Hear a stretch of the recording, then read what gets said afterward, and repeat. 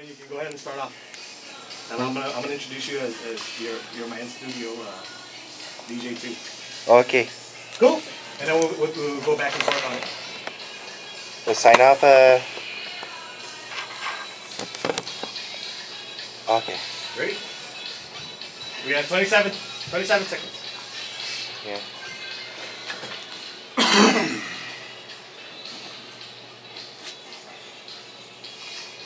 You want to test the mic? Yeah. It's good. Bananarama and Cruel Summer right here on the station that makes you feel good. This is FM104. Hey, check it out. Live in the studio with me, we have the grand champion, the Yukazono, AKEBONO. What's up? Half a day, brother. How you doing? All right. Hey, man. What you been up to lately? Nothing much. Just relaxing, enjoying life. Right on. Also in the studio with me, I have my my helper, DJ Bubbles, and he's got a couple of questions to ask you, if that's okay. Yeah, no problem.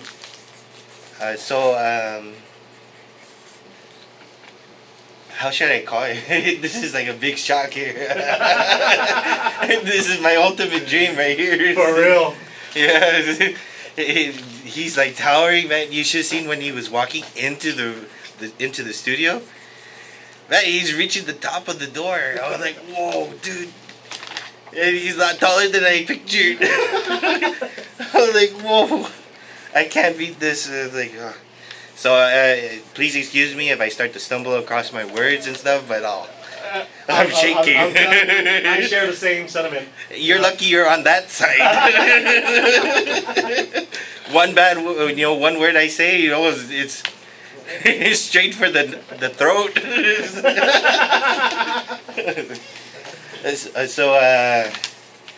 AKEBONO, yeah. Sir, was that there was so you used to play basketball back in the day in high school, right? Way back in the day. Back in the day, about 200 pounds before. 200 pounds.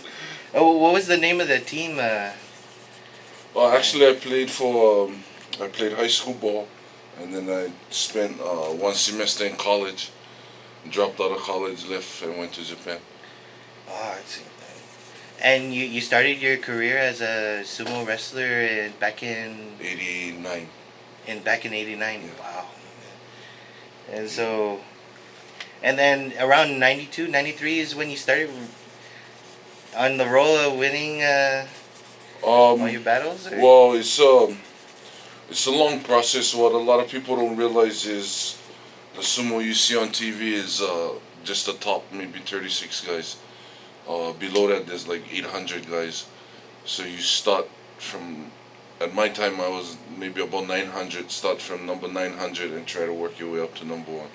Wow. So right about 92, 91, 92, that's when I started breaking into the top professional ranks. Yeah, and so now you're the 64th Yokozuna. Yeah. So out of 300 years of recorded sumo history, there's only 68 guys that hold that rank and only 3 foreigners. Yeah, and now that you retired, you're going into a different battle. Well, I feel martial arts teaches you a lot, not just what you see on the ring, win or lose. It teaches you respect, teaches you attitude. So for me, I try to do something with these island boys instead of letting them go fight on the street for free. Oh yeah. You know, this will get them in the ring and let them get paid for what they do. So I jumped from sumo, went to MMA, went to K1. Awesome.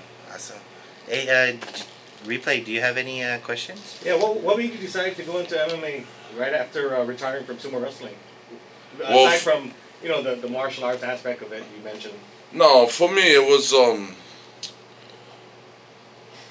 I felt I did all I could do as a sumo wrestler, so I felt it was for me to move on to a different to a different field. And as I was doing sumo, I always wondered if I had what it took. Your training regimen, I mean, the two are not alike. What are the differences between training for sumo and fighting, regular MMA fighting? Basically, for me, the hardest part was the ground game, because sumo everything is stand up. So stand up, I knew how to do the basic stand ups, but once you hit the ground, all I knew is if you fell down, get up, because these guys gonna tap you out. And the other big aspect was just getting used to fighting 5-minute rounds, because sumo is like 20 seconds, 30 seconds. Right away. Yeah. I know you're right here in the studio and you're looking at me and Bubbles. And this question I need to ask you: your training regimen. You know, what are your workouts like? What do you eat? What is your food intake? Right now I try to take in about 3,500 calories a day. Sumo, in sumo the diet is made to make you big. We get up, we train on an empty stomach. First meal is lunch. Eat all you can eat, sleep, get up, eat again, sleep.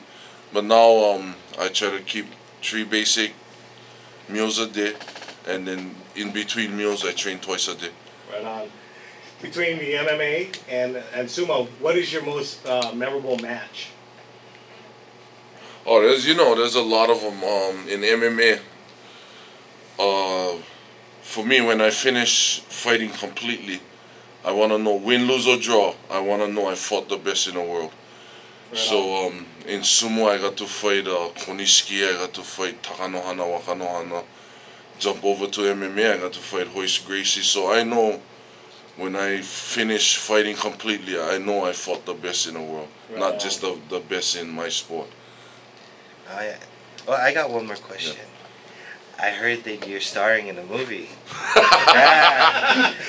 You did the filming back in last year in September? You were in Los Angeles? No, not starring. We just did a small part. Hey, when you're on the islands, you starring. You're starring. You're a celebrity, man. Brother, you a star. Yeah. They had Ocean's 13. They had a sumo event that they was doing, so they asked me and Musashi Maru to come out and do a small part in the movies. It was fun. Yeah, it was fun. Yeah. Did you meet all the George Clooney, Brad Pitt, and actually we met actually I met George Clooney before in a strip club in Tokyo, so. Oh, yeah. hey, don't mention all the guy actors, man. Nah, we were on set with George Clooney and Al Pacino. Oh yeah, there you go. Oh man. Oh man. That's awesome. All right, on January 27th, 1993, you were the first foreign-born wrestler to reach Yokozuna, the highest rank in sumo. How does that feel for you, as far as accomplishments? Basically, when I was doing the sport, when I was wrestling, I didn't really think about what I was doing. I only realized after I retired, after I stepped away from the sport, the accomplishments that I did in sumo was only after I retired that I really felt how much of an impact I had on the sport. But when I was out there doing it every day, I was just doing my job. I was just doing what I was getting paid to do. Right. I mean, for me and Bubbles, just seeing somebody, outside of Japan, all of a sudden reaching that status, it makes us feel good, especially as island boys. I mean, no matter what island you're from, we're brothers. You know? So that made us feel good. So that was for all my prims out there. Right. Oh yeah. What's up? What does the future hold for you now?